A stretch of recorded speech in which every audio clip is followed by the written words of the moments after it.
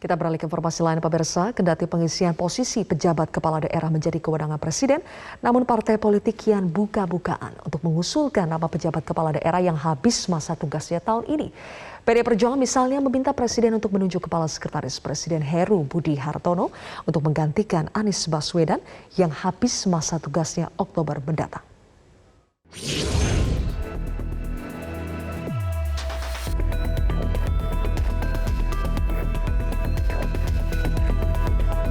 Bursa posisi penjabat kepala daerah sepertinya tak kalah riuh dengan kontestasi pilkada.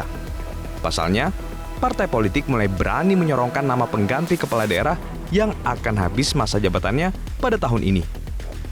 Partai Demokrasi Indonesia Perjuangan di DKI Jakarta misalnya, mereka menginginkan agar orang terdekat Jokowi, yakni Kepala Sekretaris Presiden Heru Budi Hartono, menjadi penjabat Gubernur DKI Jakarta menggantikan Anies Baswedan yang berakhir pada Oktober mendatang.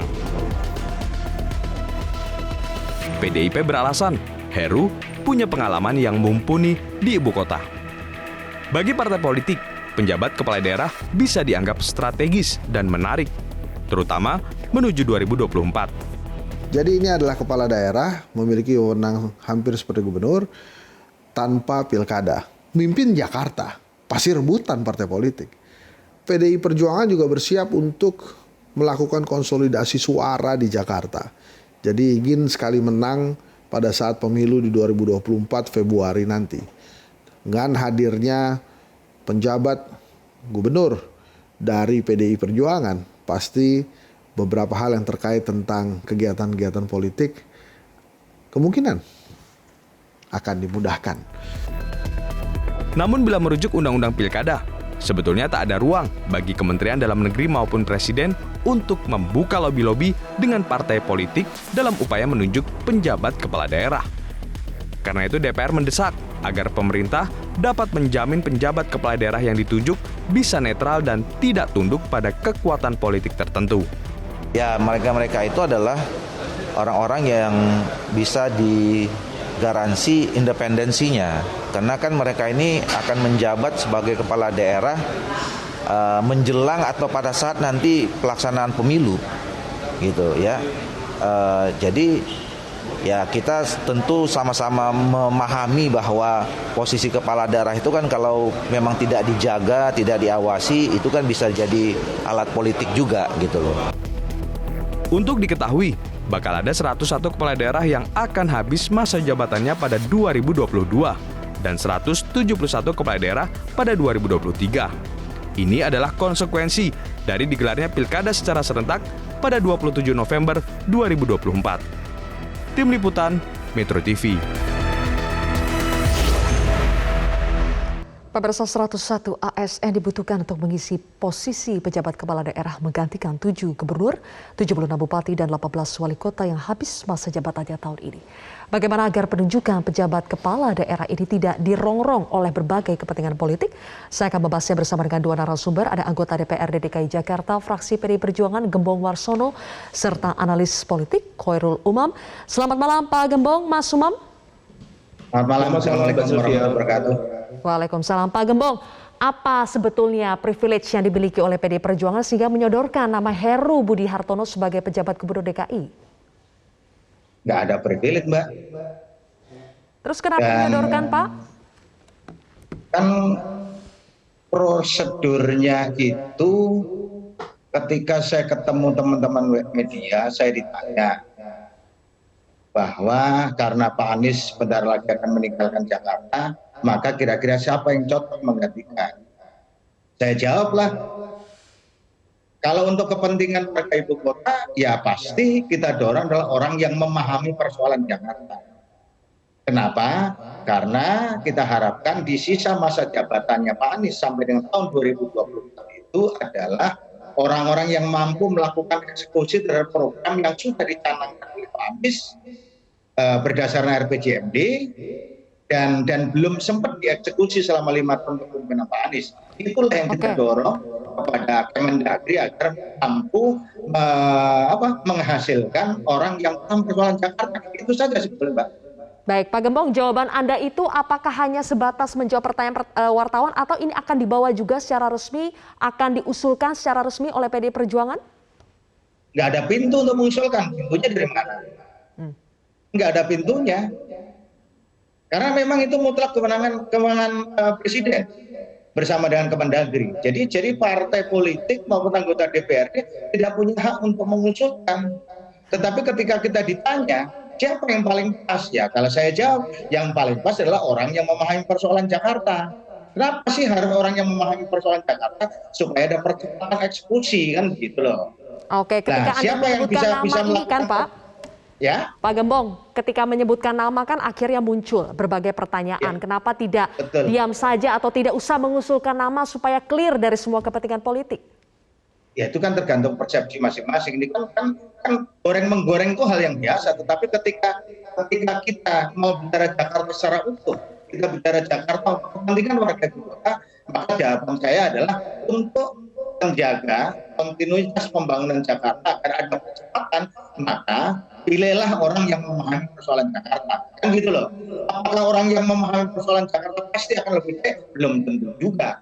Tapi dengan orang yang memahami persoalan Jakarta sehingga mereka mampu membahas skala prioritas mana yang harus dikerjakan terlebih dahulu. Itu aja sebetulnya. Oke, saya ke Mas Umam dulu. Mas Umam, sebetulnya seberapa seksi, seberapa strategis sih posisi dari pejabat kepala daerah ini untuk menggantikan 101 kepala daerah? Kenapa ini menjadi rebutan, menjadi lobby-lobby? Apa sebetulnya strategisnya posisi ini? Mbak Zilvia, terkait dengan konteks kepala daerah pada fase transisi antara berhentinya periode mereka sampai kemudian di Pilkada 2024, itu adalah sebuah rentang waktu yang sangat lama. Ada lebih dari hampir sekitar 2 tahun dan itu menunjukkan bahwa ada banyak sekali kebijakan-kebijakan strategis yang harus di take over oleh kepala daerah itu. Nah, oleh karena itu, apa yang disampaikan oleh teman-teman PDIP, saya pikir itu mengkonfirmasi bahwa posisi apapun istilahnya, PLT atau pengganti dari kepala daerah dalam masa transisi itu adalah penuh dengan ruang kepentingan. Jadi itu bukan sebuah jabatan kosong, itu juga bukan sebuah posisi yang bebas nilai. Artinya apa? Ada banyak ruang kepentingan yang kemudian bisa dimainkan di sana. Dan ingat, kalau misal dalam konteks DKI Jakarta misalnya, tentu situasi bisa berubah. PDIP memegang kursi cukup besar di angka 25 dari sekitar 100 something kursi di DPRD, 25 kursi. Dan itu adalah angka tertinggi. Tetapi kita tahu bahwa pada level kepala daerah dipegang oleh Gubernur Anies Baswedan. Kalau misalnya sahabat-sahabat dari PDIP mengusulkan satu nama dan itu kemudian namanya sesuai dengan selera kepentingan dari teman-teman PDIP, maka apa yang terjadi dalam 2 tahun ke depan ini berpotensi membalik situasi, membalik ritme permainan dari apa yang sudah terjadi selama 5 tahun terakhir misalnya di bawah kepemimpinan Anies Baswedan. Nah, oleh karena itu saya pikir dalam konteks ini ada lebih dari 170-an kepala daerah kan, dan kalau misalnya ini ditentukan oleh Kemendagri secara sepihak, saya pikir itu berpotensi kemudian menjadi alat politik yang sangat masif. Problemnya Mbak Zilvia, dalam pembahasan Undang-Undang Nomor 6 Tahun 2020 tentang pilkada, konteksnya adalah terkait dengan konteks pemilihan kepala daerah. Seharusnya itu sudah dibahas lebih detail dan itu sudah harus diantisipasi oleh partai-partai politik. Problemnya kalau misal kita track sekali lagi, ada kekuatan besar yang mencoba untuk memaksakan kehendaknya untuk kemudian menggunakan mekanisme seperti ini. Dan itu sebenarnya kita sudah paham, ada rentang yang sangat lama. Dan ini bukan kepala daerah, ini adalah PLT atau penjabat atau apapun istilah nomenklaturnya. Nah, kalau misal kemudian dalam ruang yang lama itu, bagaimana kemudian kebijakan publik yang harus dieksekusi? Bagaimana kemudian otoritas-otoritas yang seharusnya bisa dilakukan secara cepat tidak bisa kemudian dieksekusi?